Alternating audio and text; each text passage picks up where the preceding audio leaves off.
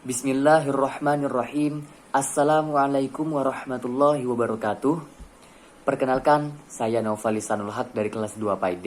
Di sini saya ingin sedikit memberikan penjelasan tentang ruang lingkup pendidikan Islam pada mata kuliah Hadits Pendidikan. Pendidikan Islam haruslah digali dari ajaran agama Islam itu sendiri. Dengan demikian dapat dikatakanlah sebagai pendidikan dalam Islam. Sejarah pendidikan Islam ini sendiri sudah berlangsung lama dari sejak zaman para nabi, khususnya Nabi Muhammad SAW hingga saat ini. Dalam Al-Quran dan Hadits pun telah memberi isyarat bahwa permasalahan pendidikan itu sangatlah penting. Jika Al-Quran dikaji lebih dalam, maka kita akan menemukan beberapa prinsip-prinsip dasar pendidikan yang selanjutnya bisa kita jadikan sebagai inspirasi untuk dikembangkan dalam rangka membangun pendidikan yang bermutu. Kemudian, pengertian ruang lingkup. Dalam Kamus Besar Bahasa Indonesia dijelaskan bahwa ruang itu adalah sela-sela atau antara dua deret. Kemudian lingkup adalah batas ruang.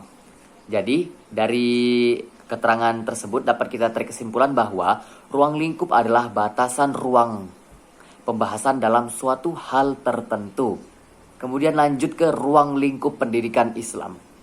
Secara garis besar, pendidikan dalam agama Islam itu sendiri mengajarkan bahwa satu, manusia dilahirkan ke dunia dengan fitrahnya. Kemudian yang kedua, agama Islam diturunkan sesuai dengan fitrahnya.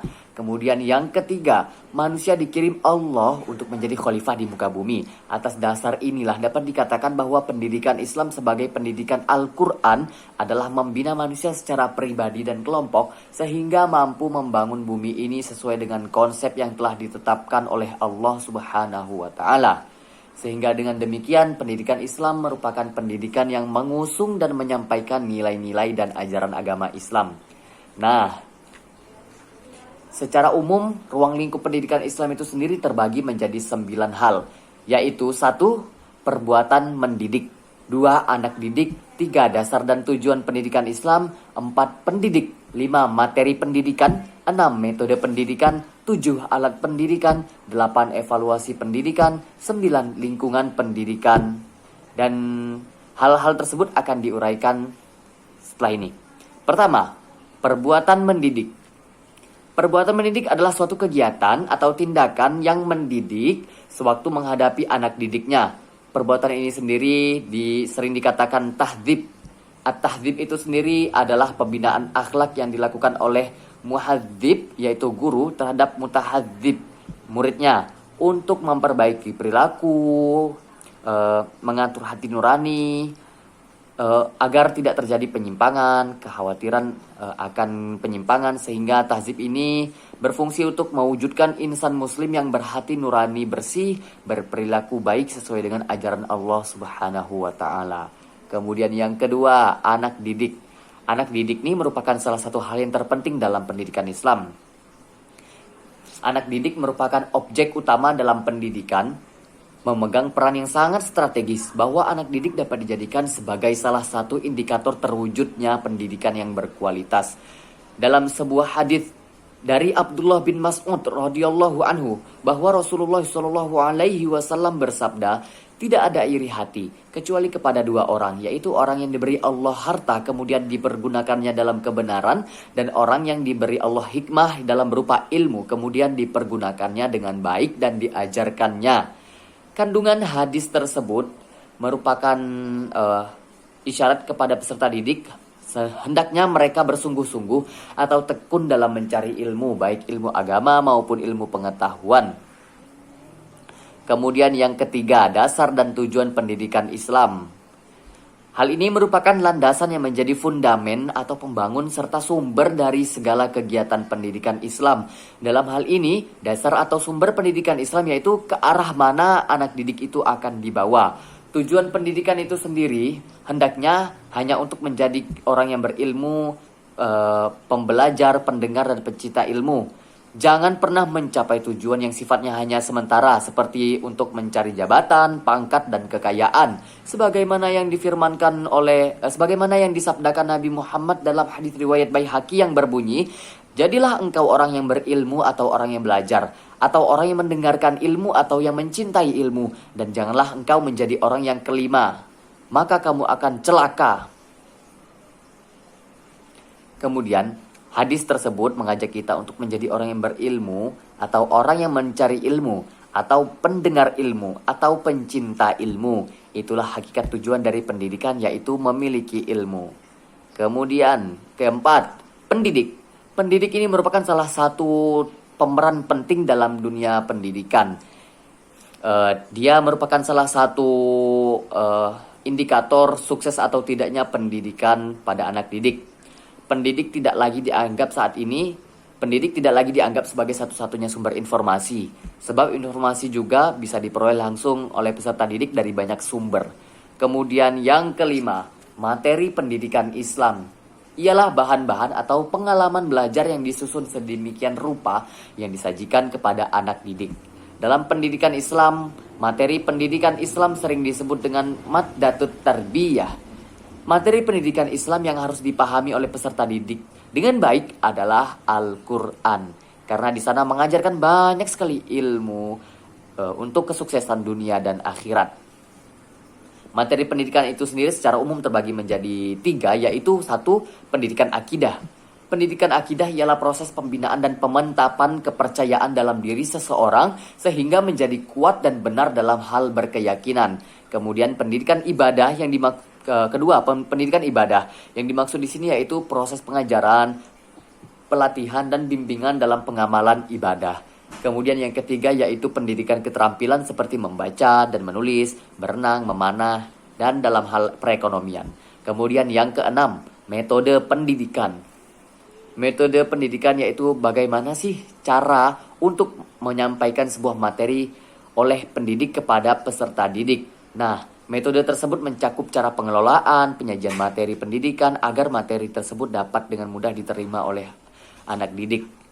Dalam sebuah hadis yang diriwayatkan oleh Imam Muslim dari Abu Burdah dari Abu Musa, Rasulullah SAW bersabda, ketika mengutus salah seorang sahabat di dalam sebagian perintahnya, Rasulullah bersabda, berilah mereka kabar gembira dan janganlah mereka dibuat lari, dan permudahkanlah manusia dalam soal-soal agama dan janganlah mempersukar mereka. Hadis di atas tadi menjelaskan bahwa proses pembelajaran harus dibuat dengan semudah mungkin, dipermudah mungkin, tapi tidak menghilangkan intinya, dan sekaligus menyenangkan agar para peserta didik tidak tertekan secara psikologis dan merasa bosan sehingga tidak tertarik untuk belajar. Kemudian yang ketujuh, evaluasi pendidikan. Evaluasi ini sendiri diadakan untuk mengukur tingkat keberhasilan belajar selama proses pembelajaran.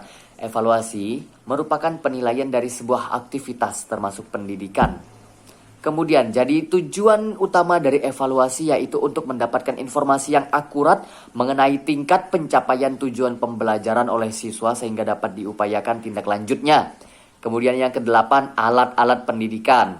Nah, alat-alat pendidikan ini yaitu semua alat yang digunakan selama proses pengajaran dan pendidikan Islam. Pengertian dari media pembelajaran itu sendiri adalah segala sesuatu yang digunakan sebagai sarana mempermudah dalam proses pentransferan atau penyaluran ilmu pengetahuan oleh pendidik. Kemudian yang terakhir yaitu lingkungan pendidikan. Yang dimaksud dengan lingkungan pendidikan dalam Islam ialah keadaan-keadaan yang ikut berpengaruh dalam pelaksanaan serta hasil pendidikan Islam itu sendiri. Dikatakan dalam penjelasan lain, ruang lingkup ajaran atau pendidikan Islam hanya meliputi 3 bidang. Nah, ini nih materi baru ya, lepas dari lingkungan pendidikan.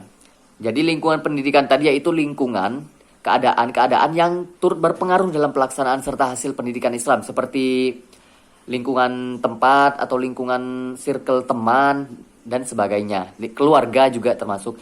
Kemudian dalam hal lain, ruang lingkup ajaran Islam atau pendidikan Islam itu sendiri menurut tokoh lain terbagi menjadi 3 bidang, yaitu akidah, syariah, dan akhlak.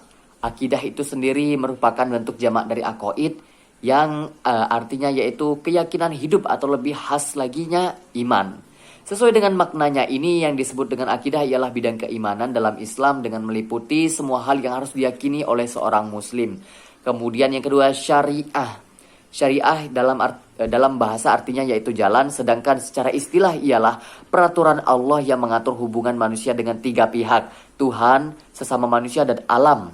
Peraturan Allah yang mengatur hubungan dengan manusia dengan Tuhan disebut ibadah, dan yang mengatur hubungan manusia dengan sama manusia dan alam disebut muamalah. Kemudian yang ketiga yaitu akhlak.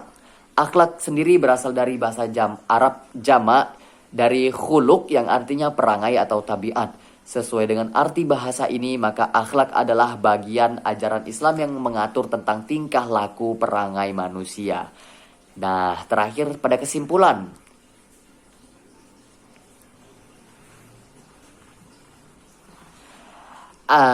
Adapun segi-segi atau pihak yang terlibat dalam pendidikan Islam sekaligus menjadi ruang lingkup pendidikan Islam adalah perbuatan mendidik. Perbuatan mendidik itu sendiri yaitu seluruh kegiatan pada proses pendidikan, kemudian anak didik, kemudian dasar dan tujuan pendidikan Islam, yaitu landasan yang menjadi fundamen dan sumber dari segala kegiatan pendidikan Islam itu sendiri. Kemudian pendidik, lalu materi pendidikan Islam, kemudian metode atau bagaimana sih cara yang tepat untuk melakukan tindakan pendidikan dalam Islam, kemudian evaluasi, yaitu mengevaluasi atau memberikan penilaian terhadap pencapaian pendidikan. Kemudian alat-alat pendidikan. Dan terakhir yaitu lingkungan pendidikan. Yaitu keadaan-keadaan yang ikut berpengaruh selama proses pendidikan Islam. Baiklah, hanya ini yang dapat saya sampaikan. Lebih kurangnya saya mohon maaf, kepada Allah saya mohon ampun. Terima kasih. Wassalamualaikum warahmatullahi wabarakatuh.